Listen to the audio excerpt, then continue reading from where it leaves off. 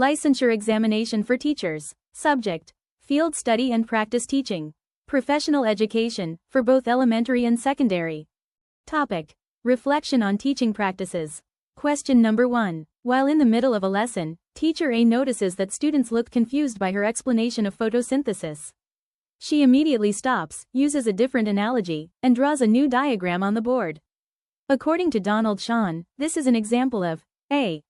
Reflection on action. B. Reflection for action. C. Reflection in action. D. Retrospective reflection.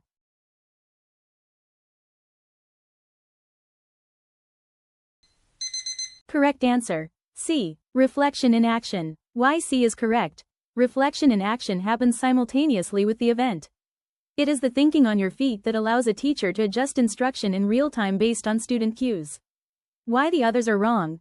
A and D. Reflection on action, or retrospective, happens after the lesson is over, e.g., while driving home or writing in a journal. B. Reflection for action is proactive. It is using past reflections to plan for future lessons. Edge knowledge. Think the present tense.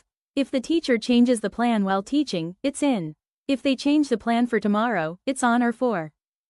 Question number 2. In Gibbs's reflective cycle, which stage requires the teacher to explore what they were thinking and feeling during the teaching episode, without jumping to analysis yet?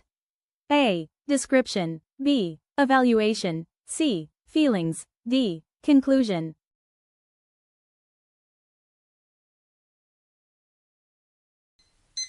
Correct answer: C. Feelings. Why C is correct? The feelings stage is the second step of Gibbs's cycle. It encourages practitioners to be honest about their emotional state, anxiety, joy, frustration, to understand how those emotions influenced their teaching. Why the others are wrong? A. Description. Just the facts, what happened, who was there. B. Evaluation. Judging what was good or bad about the experience. D. Conclusion. Summarizing what else could have been done. Edge knowledge. Think emotional honesty. You cannot analyze a situation objectively if you haven't first acknowledged your gut reaction. Gibbs is famous because it explicitly includes the affective, emotional domain. Question number 3. What is the primary reason why pre-service teachers are required to keep a reflective journal during their field study? A. To provide proof to the supervisor that they attended the class. B. To practice their creative writing and grammar skills. C. To bridge the gap between educational theory and classroom practice. D. To record the misbehavior of students for future discipline.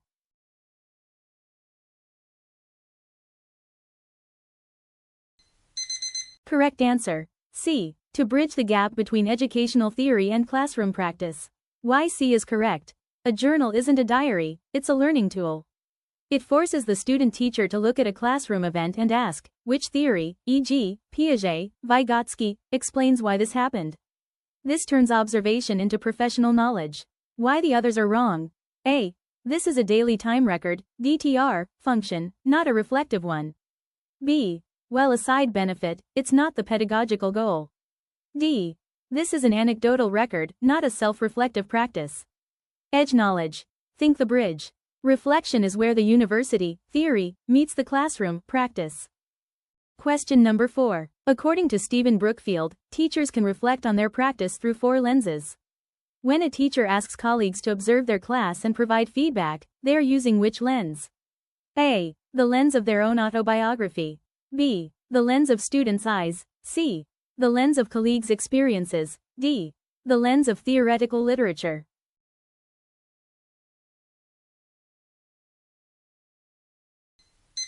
Correct answer: C. The lens of colleagues' experiences. Why C is correct? Peers can see things we are blind to. Using colleagues as a lens helps provide a critical friend perspective to check our own biases and habits. Why the others are wrong? A. Reflecting on one's own history as a learner. B. Using student evaluations or feedback to see the class from their view. D. Checking if your methods align with current research. Edge knowledge. Think the mirror versus the window. Self-reflection is a mirror.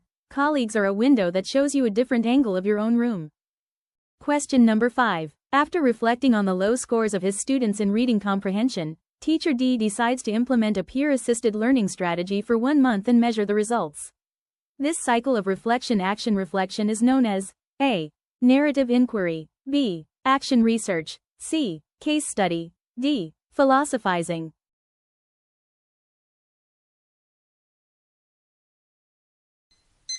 Correct answer. B. Action research. Why B is correct. Action research is reflection in motion. It is a systematic process where a teacher identifies a classroom problem, tries a solution, intervention, and reflects on the data to decide the next step. Why the others are wrong. A. Telling stories about experiences. C. Deeply studying one specific student or situation. D. Thinking about the way things should be without necessarily testing an intervention. Edge knowledge. Think the classroom lab. If the teacher is trying a solution to a problem they found through reflection, it is action research. Question number 6. In Kolb's experiential learning cycle, which stage follows a concrete experience and involves the teacher looking back at what happened from various perspectives? A. Abstract conceptualization. B. Active experimentation. C. Reflective observation. D. Generalization.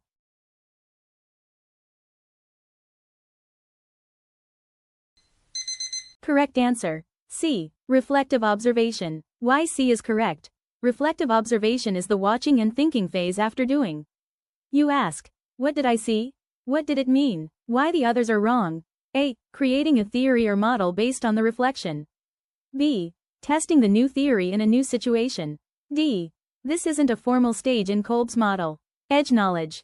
Do to watch to think to plan. Concrete experience to reflective observation to abstract conceptualization to active experimentation. Question number 7. Teacher E realizes through reflection that he struggles with classroom management during lab activities. He signs up for a webinar on active learning management.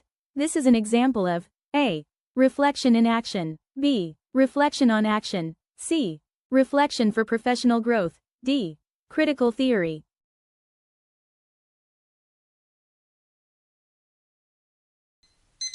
Correct answer. B. Reflection on action. Why B is correct. Reflection on action refers to thinking back on an experience after it has happened. In this case, Teacher E is reflecting on the past experience, struggling with classroom management during lab activities, and then taking action by signing up for a webinar. This is about looking at a situation after it occurs, understanding what happened, and then using that understanding to guide future actions. Why the others are wrong. A. Reflection in action.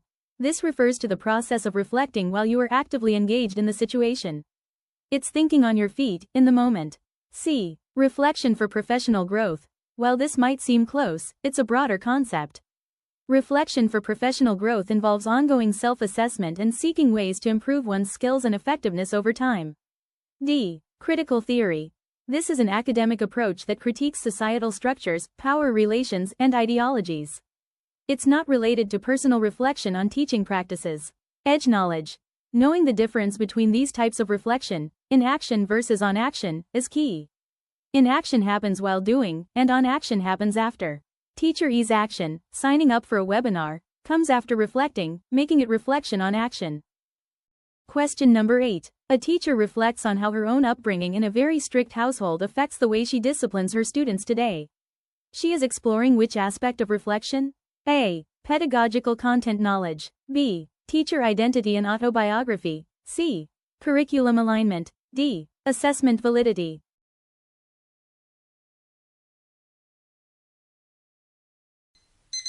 Correct answer. B. Teacher identity and autobiography. Why B is correct. We teach who we are. Reflecting on our autobiography helps us understand our hidden biases and why we react to certain student behaviors in specific ways. Why the others are wrong. A, C, and D. These are technical, academic aspects of teaching, not personal, identity-based ones. Edge knowledge. Think the root. Your teaching style usually has roots in your own student history. Examining those roots is a deep form of reflection. Question number 9. A teacher conducts a plus-delta survey at the end of the week, asking students what helped them learn, plus, and what should be changed, delta. This practice is a form of A. Summative assessment. B. Standardized testing. C. Collaborative reflection. D. Peer evaluation.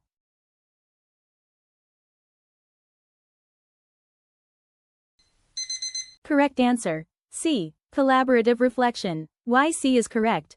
By involving students in the reflection process, the teacher gets a multi-dimensional view of the classroom. It empowers students and provides the teacher with the lens of the students. Why the others are wrong. A. Evaluating learning at the end of a unit. B. National, large-scale tests. D. Students evaluating each other's work. Edge knowledge. Think voice and choice. Reflection isn't just a solo sport. Involving stakeholders, students, makes it more accurate. Question number 10. In the Philippine Professional Standards for Teachers, PPST, which career stage is characterized by teachers who regularly exhibit a deep understanding of the theoretical basis of the teaching learning process and are highly reflective in their practices? A. Beginning teachers. B. Proficient teachers. C. Highly proficient teachers. D. Distinguished teachers.